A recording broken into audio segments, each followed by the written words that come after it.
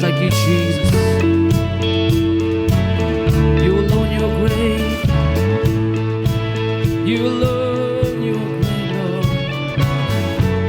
Oh, oh, Lord, our Lord, how majestic is your name in all the earth, Jesus. Oh, you clothe yourself in righteousness and glory, Lord. Yeah. Water you turn into wine. You open the eyes of the blind. There's no one like you. There's none like you. Into the darkness you shine. Out of the ashes we rise. There's no one like you, Jesus. There's none like you. Our God is greater. Oh, our God is greater. My God is stronger. God, you are higher than any other. Our God is healer. Awesome in power. Our God, yes, you are, Lord. Sing it one more time.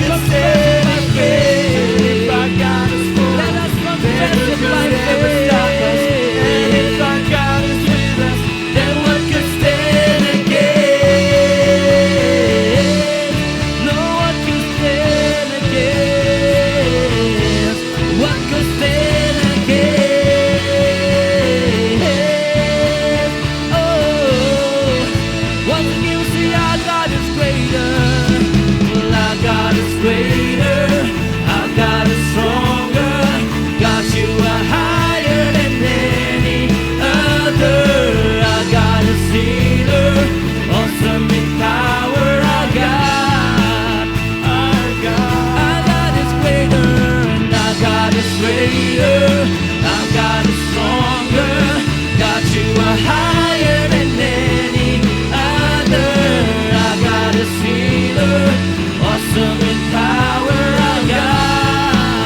Our God, yeah.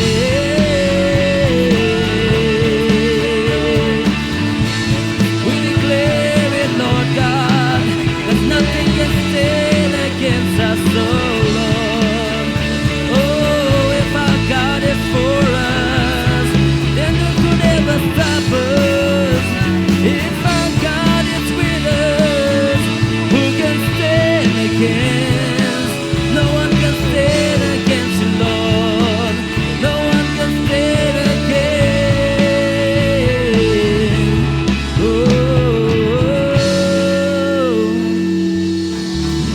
nothing can stand against you, Lord.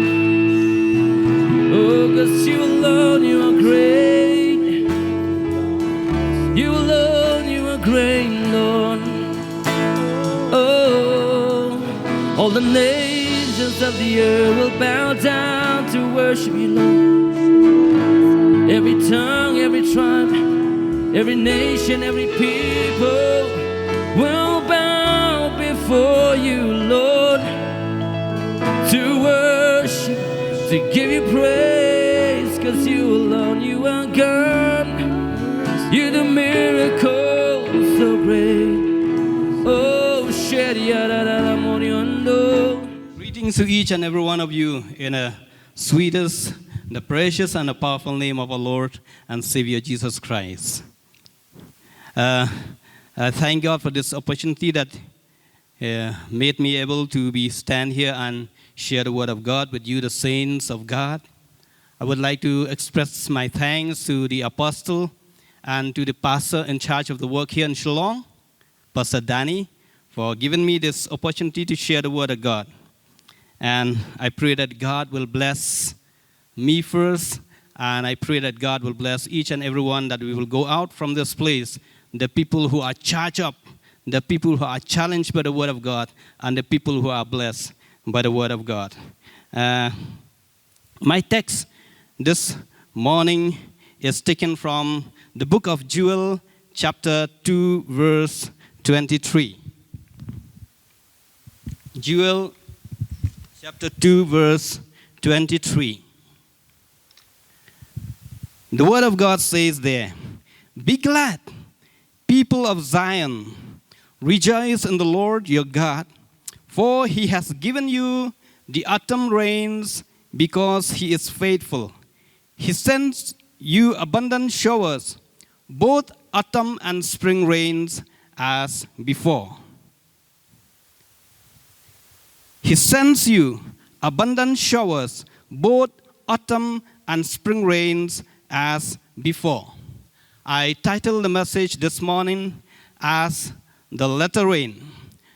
The title of the message this morning is The Latter Rain. But we have to look into another aspect also. While we are speaking about the latter rain, we have to look into the another aspect also, which we have read just now from the Word of God, the former rain. The former rain and the latter rain. But we will focus mostly on the latter rain. Rain is very, very important for every aspect of life. For all the things that has life, rain is very, very, very, very, very essential. I could say, without rain, there is no water. And without water, there is no life at all. Without rain, there is no water. And without water, there is no life at all. So, when we speak about the rain comes in different seasons, as we have read just now from the Word of God. After a long spell of dryness in the winter season, the rain comes in the month of spring. The rain comes in the month of spring.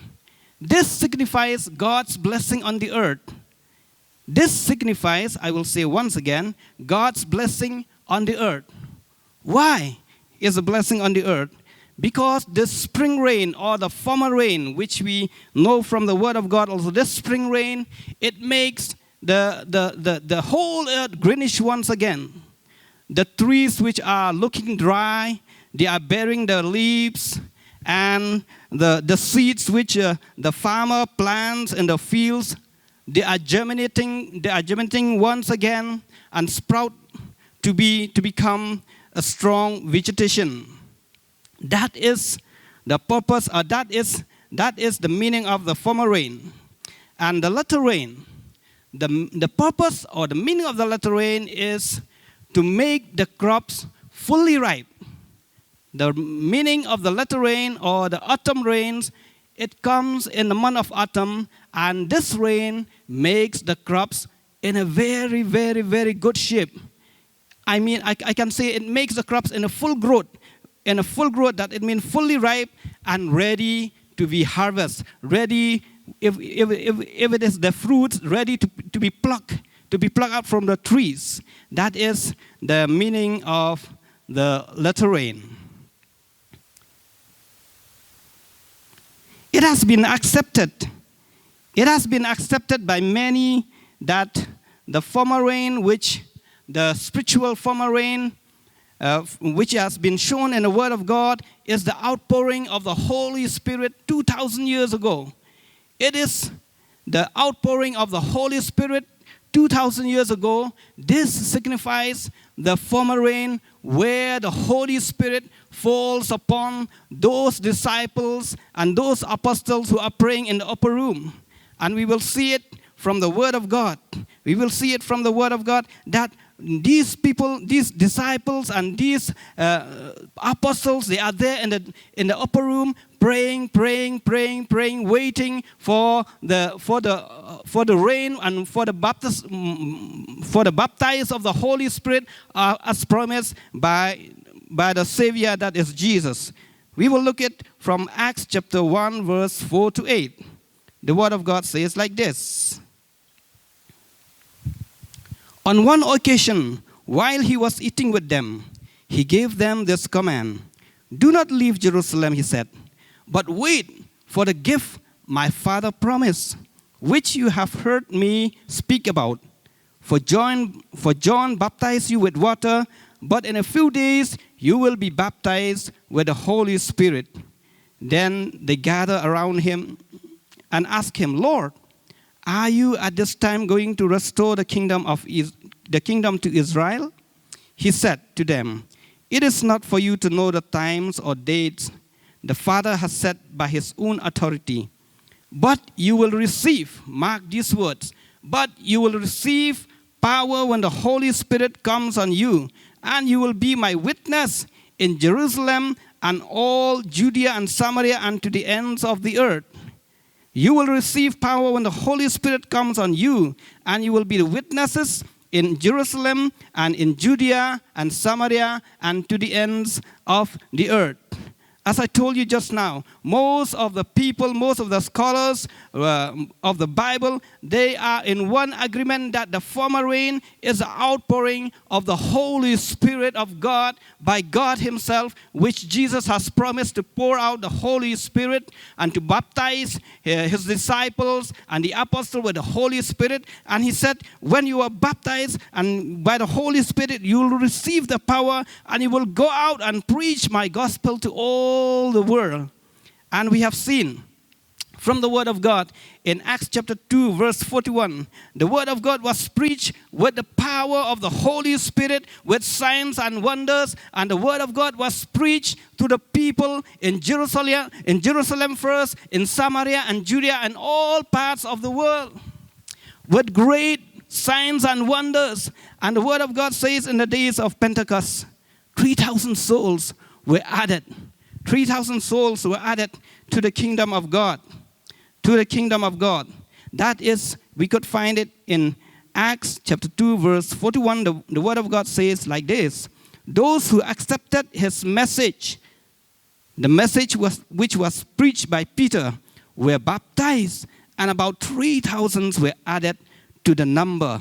that day. That means only in a single day, 3,000 souls have been baptized and 3,000 souls have accepted the gospel. Hallelujah. That is the impact. That is the power of the former rain. And if the impact of the former rain is so much, what about the latter rain? I quote here, if the former rain evoke or produce such a tremendous impact or response, how much more will be the latter rain? How much more will be the latter rain? We will see from the Word of God. We will see from the Word of God in Haggai chapter 2 verse 9. The Word of God says like this, the glory of this present house, that means the glory of the present church, hallelujah, will be greater than the glory of the former house, will be greater than the glory of the former house, says the Lord God Almighty. And in this place I will grant peace, declares the Lord Almighty. The Word of God says that the glory of the former house or the glory of the latter house will be far more greater than the glory of the former house. The glory of the former rain. The Word of God says here that the glory of the former house of the latter house will be far, far, far more greater than the glory of the former house. That it means that the church in these last days will be far, far, far more greater, far, far, far more equipped with the power of the Holy Spirit in these last days when God will send this latter rain. We will see here about the timing of this latter rain. The latter rain, it falls in the month of autumn or before the harvest time. That is the timing of the latter rain. You will see that when the farmer has sown his seed and the seed has sprouted to become the vegetations, it goes process by process from month to month, until the month of autumn and at the end of the autumn, mostly at the end of the autumn or in the nearly end of the autumn, this latter rain used to come. The purpose of this latter rain, number one, is to make the crops or the vegetation or the crops, I can say, fully ripe, and to make the crops to bring for a bumper harvest. I have an experience last time when I met one man. When I bought that lychee fruit, we call lychee fruit, no? When I bought that lychee fruit, I asked that vendor, why this lychee is not so big? And that vendor told me that, you see, sir, this time there's not so much rain. So when it is raining, this lychee will become fully growth, fully bloom, fully growth, and the color also will be very nice. At that time, it will be very, very sweet to eat. That is the right time to pluck this lychee from the trees. So I do understand that even the fruits also, they need this latter rain. They need the rain, which makes them fully growth, fully ripe, ready to eat with a very, very, very nice flavor. How much more? How much more for the crops? The crops also, like the wheat or the rice in the fields, they need this autumn rains, which will make them fully ripe and ready for a very, very good harvest. Hallelujah. In the spiritual thing also, in the spiritual realm also, when we speak about the purpose of this latter rain, the purpose of this latter rain, number one, is to present himself, is to present the church which is without stain or without wrinkle in the presence of the bridegroom. Because the church is a bride. And when the bridegroom will come, he will find the church as a glorious church, a radiant church, without blemish or without wrinkle. And we can find it from the Word of God. Ephesians chapter 5, verse 7.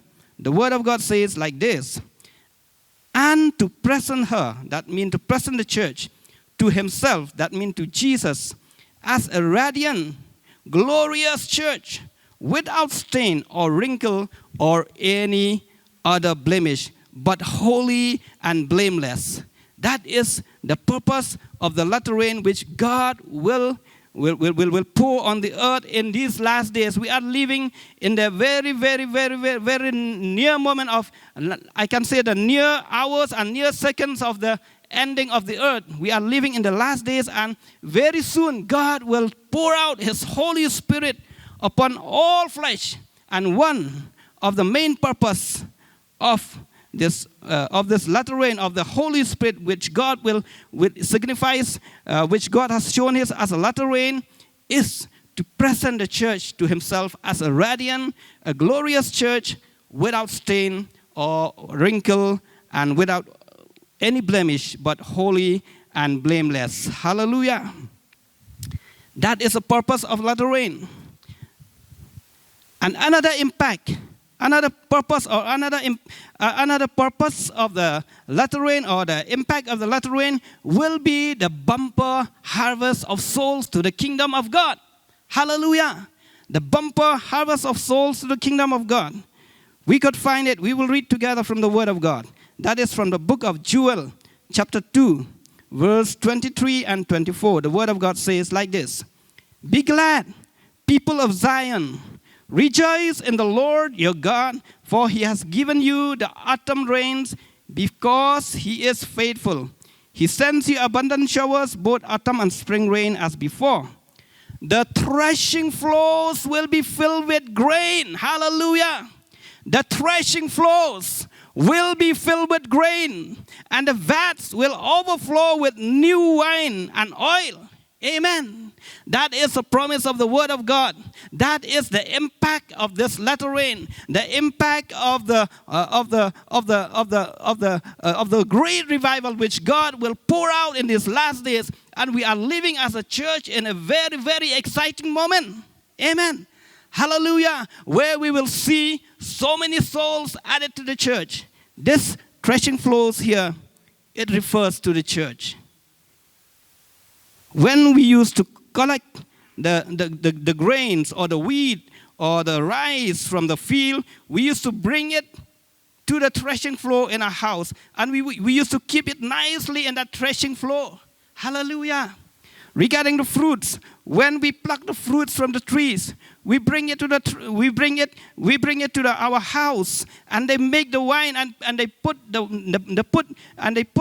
wine in the vats. The Word of God says the vats will overflow with wine and oil. Hallelujah. Hallelujah.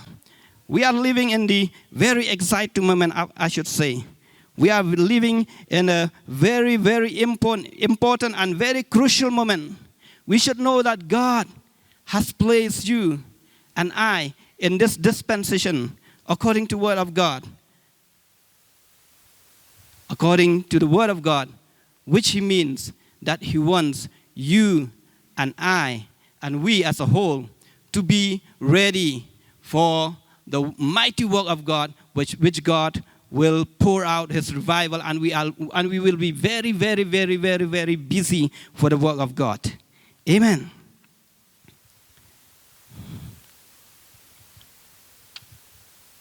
As I have said just now, that the farmer who is walking in a field, he is very, very careful for his work in the field, right from day one till the day of the harvest. He's looking at the field every morning, every day, every night, and he's taking care of the condition. He's taking care of the welfare of those crops which he plants in the field. And if there are pests, he take that pesticides and he spray that pesticides on those fields so that all those pests will die. Because what? I should say, why he's doing all these things? Because he is very serious in his work. And he works hard in his field. As I said, right from day one till the day of the harvest. Because he wants to get a very, very good harvest of his hard work. Amen? Do you agree with me? So in the same case also, in the same way also, the Word of God says that our Jesus is the head of the church. Hallelujah. According to the epistle to according to Ephesians chapter 5 verse 23 and 25, the Word of God says that Christ is the head of the church, his body. And he, being the head of the church, the Word of God says in verse 25 that Christ loved the church so dearly and he is ready to give himself up for her. Amen. As the farmer is ready to give all his effort, all his strength, all his resources to look after the welfare of the field, of the crops in the field, so also Jesus, who is the head of the church, he is ready. And he is very, very, very, very, very concerned for the church of God. And he is ready even to give himself up for her. Amen. That's why Jesus has given his life at Calvary for you and for me. Amen. That is what the Word of God says. And we will see, as we have read just now from the Word of God, we will see that in Joel, once again, chapter 2, verse 25, the Word of God says like this: I will repay you for the years the locusts have eaten, the great locust and the young locust, and the other locust and the locust swarm, my great army that I have sent among you. Amen. The Word of God says, I will repay back for the years that the locusts have eaten. And when I studied from the Word of God, regarding the meaning of this locust and meaning of this verse, Joel chapter 2, verse 25, I found that the people of God says that God would give back the harvest that had been destroyed by Satan. God will give back the harvest that had been destroyed by Satan. So I know and I'm very sure that in the time of the latter rain, where God will very soon, he will send his revival. He will send the rain of the revival. He will send his Spirit. I believe and I know for sure that the word, according to the Word of God, that God will restore back what have been eaten by the locusts. What have been eaten by this locust and all the pests, and God will restore back. That means God will restore back the lost souls. He will bring back the lost souls to the kingdom of God. He will bring back the backsliders to the church once more. Hallelujah. That is the good news. All those years we have been praying for our loved one, which have been backslide, which have been torn astray from the Lord. But God says, don't worry, keep on praying till my time comes. And the time will come that I will pour out my Spirit on all the flesh. The latter rain, that is a rain of the revival upon all flesh, upon all the whole world. And I will restore back those lost souls, and I will bring back those backsliders to the church once more. And there will be a great rejoice in the church once more when our children, when our loved one, when those loved ones which you used to pray every night, every morning, that will come back to the Lord. I'm very sure, according to the Word of God, that they will come back to the Lord. They cannot go astray anymore, but they will come back to the church. They will revive back. They will be restored back according to the Word of God. Hallelujah. That is what the Word of God says.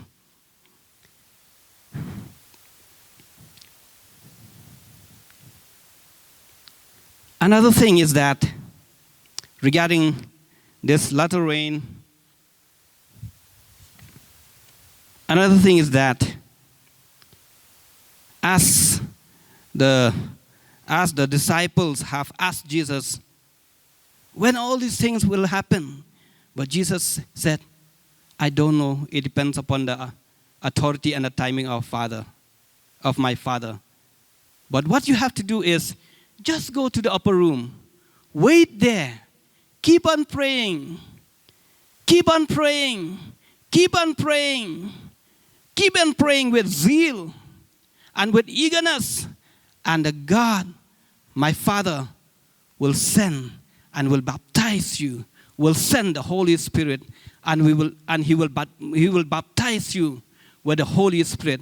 Then at that time, when you will be baptized by the Holy Spirit, you will get the power of the anointing. You will get the power, the zeal and the power to preach the gospel. And you will go forth to preach the gospel in Jerusalem first, in Samaria, in Judea, and to the ends of the earth. And we have seen now that the gospel has reached to every part of the earth. Hallelujah. That is the hard work. That is I will not say the hard work. That is the work of the apostle, the work of the believers in the first church with zeal. I will not say the hard work. That is they work with zeal in the kingdom of God. Hallelujah. And regarding the timing of the latter rain also, God says, I know my own timing. But my children, you should know one thing, and that is you are living in a very close moment to that great thing which I'm going to show to you, and that is the pouring of the last rain, or the pouring of the Holy Spirit in these last days. And God said this morning, I know my timing, but I want to ask you, and Jesus want to ask me first, and want to ask each and every one of you, are you ready? Are you ready to receive that power? Are you ready to be the partakers in the great revival which I'm going to pour once again? Are you ready? Or if we are not ready, we'll just like the mere spectators of what the Lord will do in these last days. But I pray that God will remove the unpreparedness of our heart. That God will remove the lukewarmness of our Christian life, because what the Lord says for the church in Laodicea, the Lord says that I want you to be hot. I don't want you to be warm or cold. I want you to be hot for me. Hallelujah. So at this time, I want that we will examine ourselves whether we are ready. If we find that our life is, we are living in a very casual way in our relationship with the Lord, this is a time that we have to introspect ourselves. We have to look into ourselves and to say, Lord, I'm very sorry. Help me, Lord, to be ready. If those disciples, if those apostles and disciples of the Lord then keep on waiting upon the Lord in prayer in the upper room, that means the pouring of the former rain, that means the pouring of the Holy Spirit will not happen. But because they are keeping the word of the Lord, and with zeal they keep on waiting, keep on praying, keep on expecting when the Lord will send His Spirit, and it happens one day. So also from God's side, He knows His own timing of sending the rain, this latter rain. But from our side, I want to encourage myself, and I want to encourage each and every one of you that we will make ourselves ready. If our life is, we are living in a very shallow relationship with the Lord, we have to repent and say, Lord, I want to be closer to you. I want to be in deeper relationship with you. If we are living in a casual way, that we are not so much concerned of the things of the Lord, this is a time that we will pray, God, I want that you will touch me once more. If our love for the Lord has grown colder and colder and colder than what the Lord has touched us first. We have the love of God. When we first accepted the Lord, we have the zeal for the Lord. We have the fire of love of the Lord in our hearts. But if we see that our love of the Lord in our lives has diminished, let us pray to the Lord this morning. Father, I want to get back that first love from you. I want to be on fire for you, Lord, once again. That is what the Lord wants this morning from us. Because what?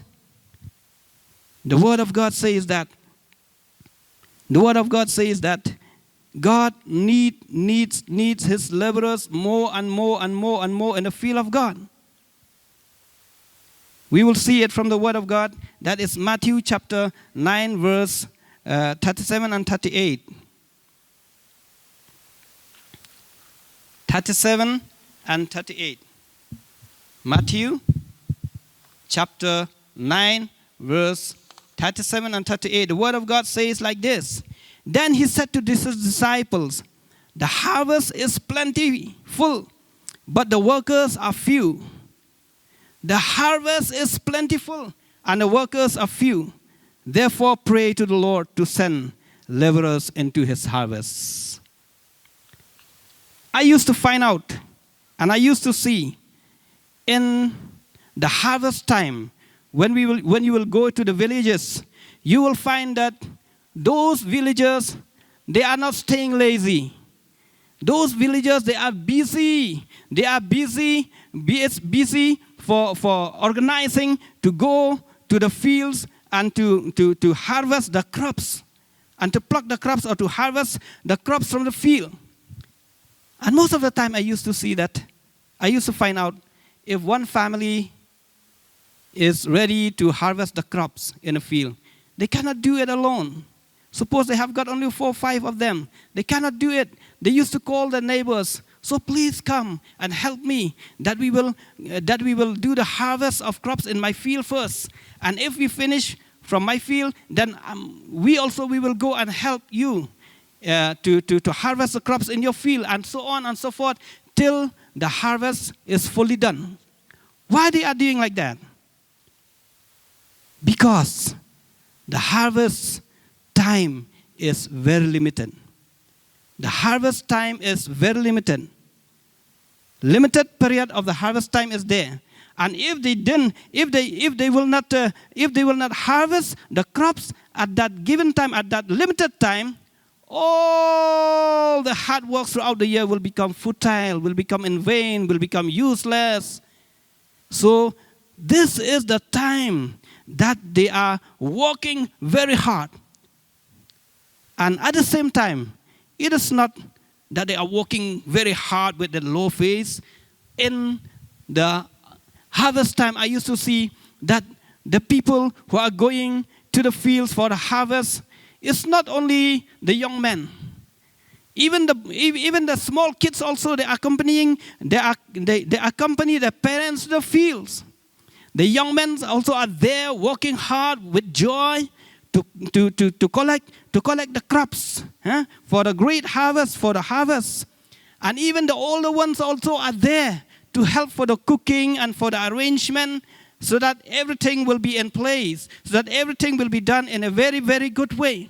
So all the members, all the groups of people, I should say, right from the small kids to the young men and to the old folks, they are there in the field, because they know that this is a joyous moment. Even though if we have to work the whole day, we are very glad to see the bumper harvest of our hard work.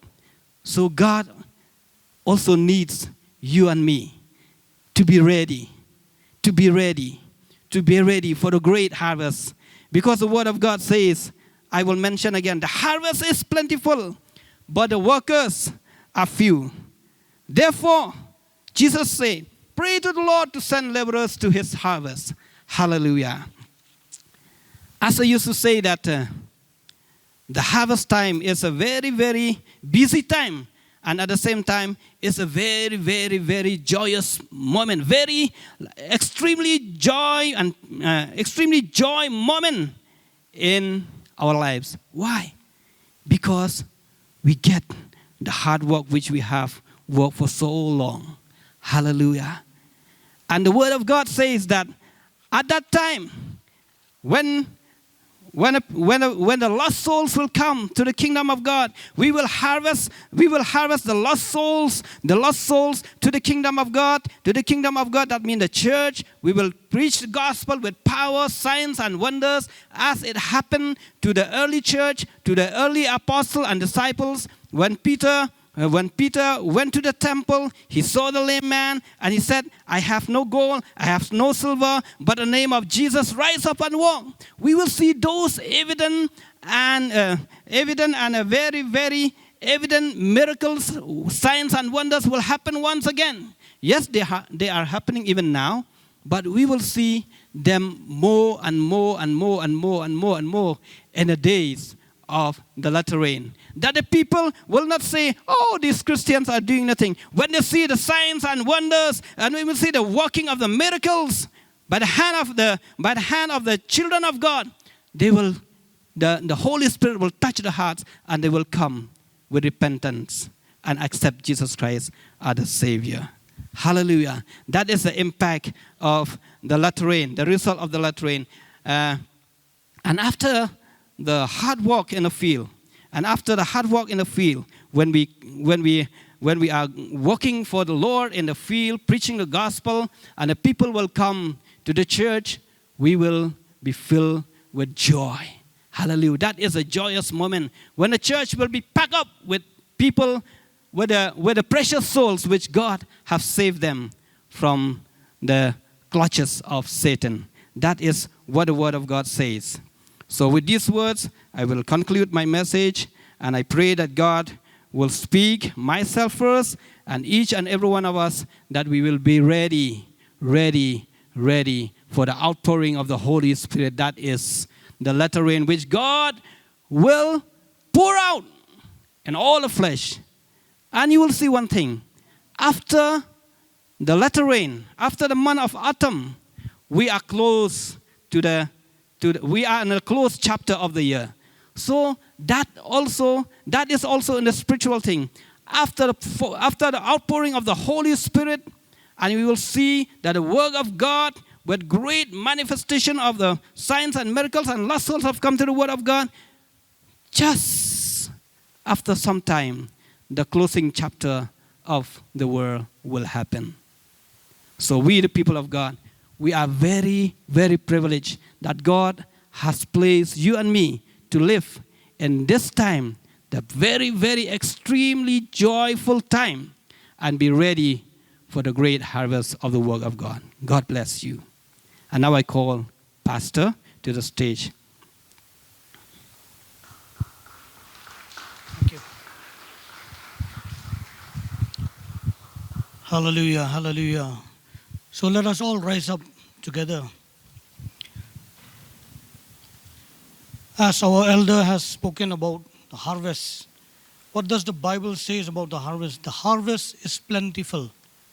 The harvest is plentiful, but the workers are few.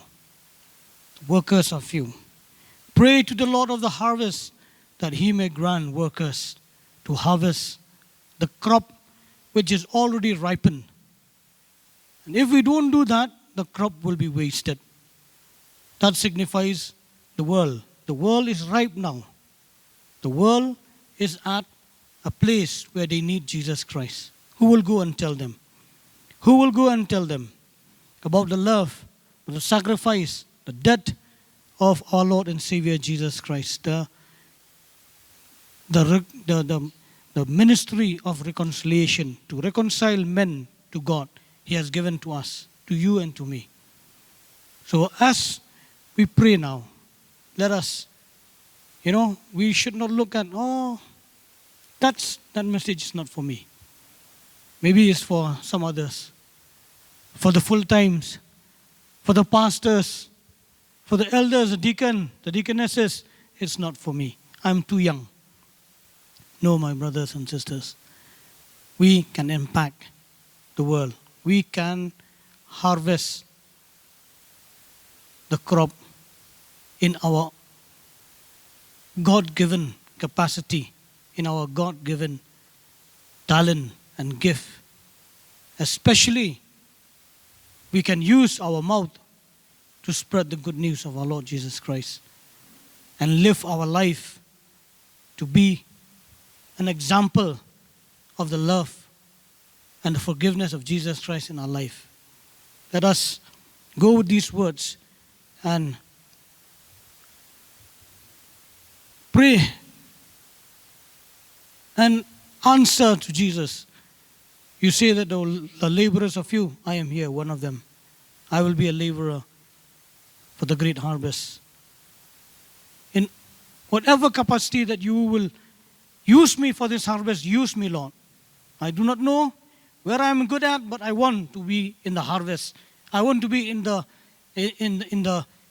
company of workers, in the company of laborers that you find fit for the harvest. Hallelujah. Let us pray. Dear Heavenly Father, we thank you, Lord, that you have given us this message today, O God, this morning, O God. Lord, as you say, O God, that the harvest is plentiful, and it's ripe, O Lord. Lord, you look for workers, for laborers to harvest the crops, O God. We are here, Lord. As a church, O God, we are here, Lord. In our own capacity, O God, in our own strength, O God, in our own unique way, O God, that you have called us, O God. We want to dedicate our lives, O God. We want to answer to the call, O God, that we are here, Lord. You have found us, O God, here, laborers, O God, to partake, O God, of the harvest, O God, to go, O God, for the harvest that you have prepared for us, O God, in these latter days, O God, in this latter time, in the end, O God, as we are nearing, O God, the closing of this chapter of this world, O God. Lord, help each one of us, O God, each and every one of us, O God, in our own capacity, O God, in our own unique ways, O God, to use, O God, our mouth, O God, use our confession, use, O God, our lives, O God, to touch others, O God, to bring them to your kingdom, O God, to bring them to your kingdom, O God. Help us as we hear, O God, your message today, O God. Let us not just be hearers of your word, but doers, O God, to impact, O God, the world, O God, with your gospel, O God, with your love, with your message of reconciliation, O God. Lord, as we are the carriers of your revival, of your power, of your glory, O God, help us, O God. Help us, O God, to go from this place, O God, with that renewed vigor in us, O God, with that renewed mind, O God, that mindset, O God, to be part of the great harvest that you have prepared for us, O God. Thank you, Lord. Thank you for this wonderful day. Thank you for this wonderful time. And Lord, we thank you for this message that you've inspired us today, O God. We are going to be the laborers that you found, O God. Today you have found laborers, O God, to be part, O God. To be part, O God, and parcel of your harvest, your great harvest, O God. Thank you, Lord Jesus.